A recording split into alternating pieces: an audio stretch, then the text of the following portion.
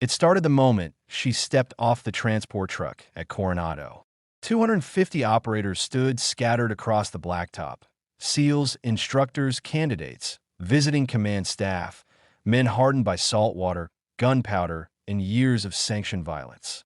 Conversations slowed. Heads turned. Someone laughed under his breath. She didn't look like what they expected. She was smaller than most of them, lean rather than bulky, her hair tied back tight, her posture straight but relaxed. No swagger, no visible arrogance. Just calm. The kind that made loud people uncomfortable because it didn't need to announce itself. Someone muttered, "That's her." Another voice replied, louder, careless, "That's the weak SEAL they warned us about." She heard every word. She always did. Her name was Lieutenant Mara Cade, and she had already buried more teammates than most of the men laughing had ever lost. The demonstration was supposed to be routine, a joint evaluation, a morale exercise. Officially, it was framed as a cross-unit readiness exhibition. Unofficially, it was an excuse for high-ranking officers to watch operators test themselves against one another. Ego disguised as training. Mara had been ordered here, not invited. She stood alone while the crowd gathered. Boots scraped concrete. Gear clinked. A senior instructor, Chief Rollins, stepped forward, scanning the formation with a skeptical eye. When his gaze landed on Mara, it lingered just a second too long. "Lieutenant," he said flatly, "you understand why you're here?" "Yes, Chief." He raised an eyebrow. "Do you?" She didn't answer. She didn't need to. Rollins turned to the group. "This is a controlled hand-to-hand evaluation. No weapons. No egos. We're here to learn." That earned a few chuckles. A tall operator stepped forward from the crowd. He was big even by SEAL standards, over 6 feet, thick shoulders, tattoos crawling up his neck. His name Patch read Hawkins. "I'll go," Hawkins said. "Might as well get it over with." Someone laughed again. Rollins looked at Mara. "You good with that?" "Yes, Chief." Hawkins rolled his neck, cracking it slowly. "No offense, ma'am," he said, grinning, "but I'll go easy." She looked at him for the first time. Really looked. Measured his stance, his breathing, the slight favor in his right knee. "Please don't," she replied. That wiped the grin off his face. The circle widened. 250 operators leaned in. Phones were banned, but memories would do just fine. Rollins raised his hand. "On my mark." The moment he dropped it, Hawkins charged. He expected resistance. Maybe speed. He didn't expect emptiness. Mara wasn't where he aimed. She stepped inside his reach, not back, not sideways, inside. Her left hand snapped up, catching his wrist, twisting just enough to lock the joint. Her right elbow drove into his sternum with surgical precision. Not full force. Controlled. Enough to steal air. Hawkins grunted, surprised, angry. He swung wide. She ducked, pivoted, swept his leg with a movement so efficient it barely registered. Hawkins hit the ground hard. Before he could recover, her knee dropped near his shoulder, pinning him while her forearm pressed against his throat. Not crushing, just enough to make the point. The entire exchange took less than 4 seconds. Rollins stepped forward instinctively. "That's enough." Mara released him and stood, stepping back, hands open. Hawkins lay there, stunned, coughing, his face red, not from pain, but humiliation. The silence was total, and oh, laughter now. No whispers, just 250 operators staring at the woman they'd already decided was weak. Rollins cleared his throat. "You good, Hawkins?" Hawkins nodded stiffly and got to his feet without looking at her. Rollins studied Mara with new eyes. "Where did you learn that control?" She answered simply, "From losing people when I didn't have it." That shut him up. The evaluation continued, but the tone had shifted.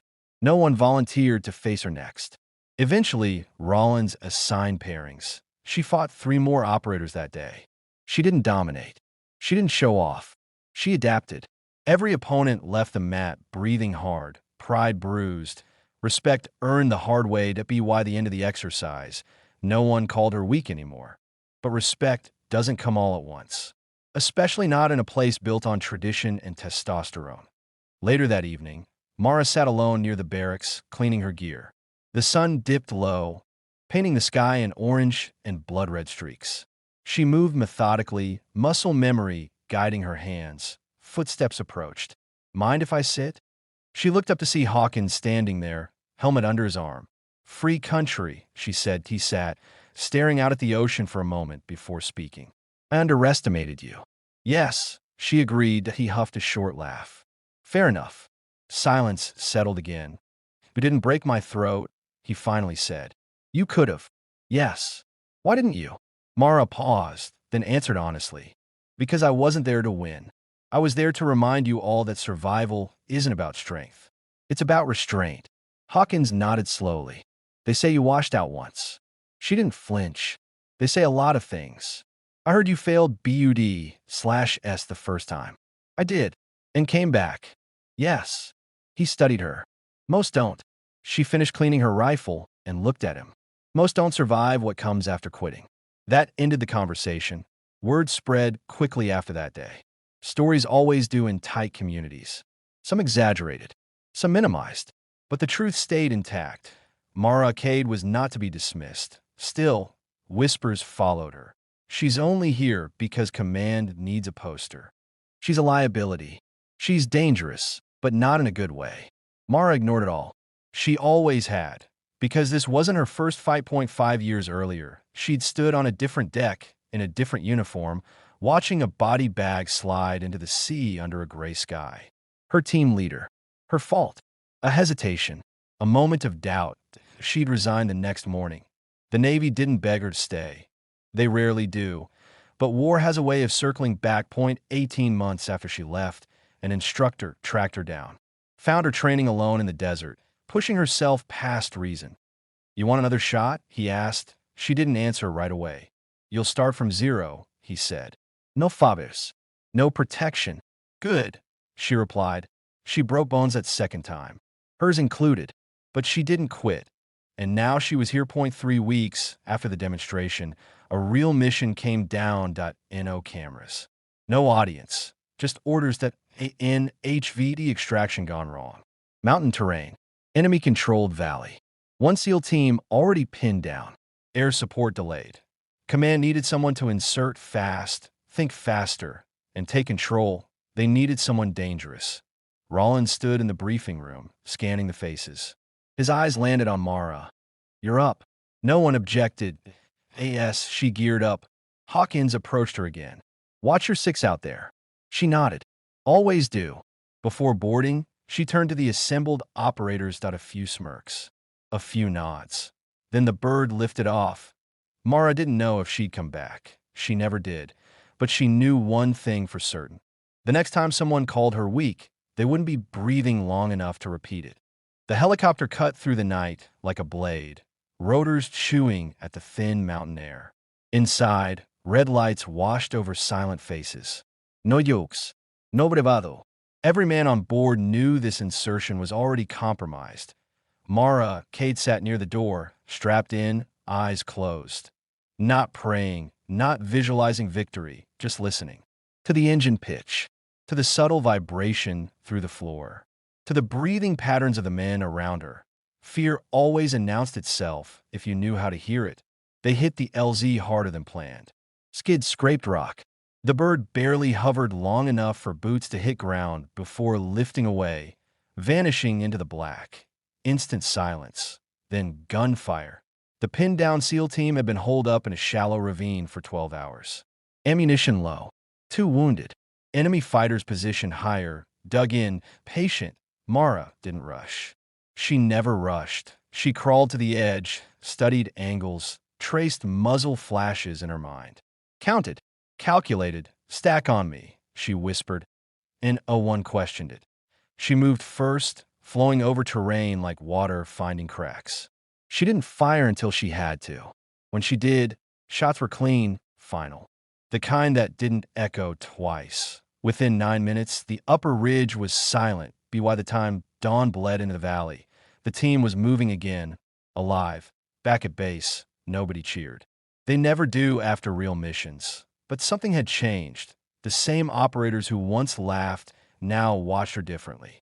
Not with awe, with trust. Trust is heavier than respect. A week later, Command announced a full-scale combatives exhibition for visiting NATO units. 250 operators again.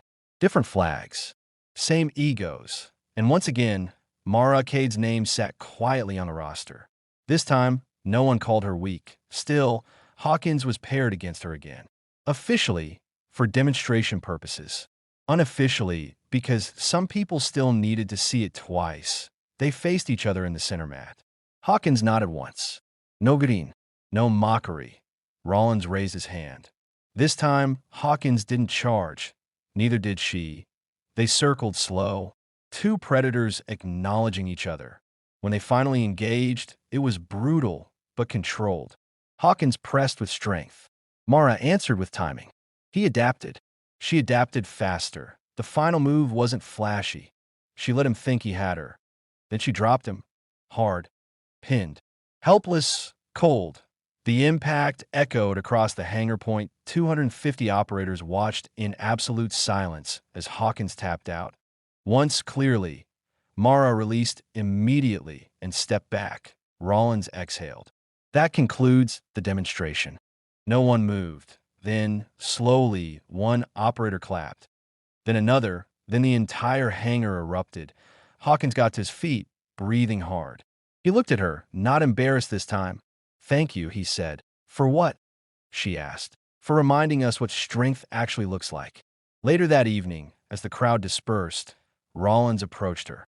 "You ever think about teaching?" he asked. She considered it. Thought about the faces she'd lost, the mistakes she'd made, the lessons learned the hardest way possible. "Yes," she said, "but only if they're ready to be uncomfortable." He smiled. "They are now." As she walked away, someone called out from behind, "Lieutenant." She turned in. Operator raised his voice so everyone could hear. "They used to call you weak." A pause. "What do they call you now?" Mara looked around at the men and women standing there. "Warriors. Survivors. Umans shansurat sufli. They call me honest." That night, a quiet message appeared on internal boards. No rank. No signature. Strength isn't volume. It's endurance. If you're watching this on her brave stories, subscribe and tell us in the comments where you're watching from. Mara Cade never asked for legends. She just refused to be underestimated ever again, and no one ever called her weak after that.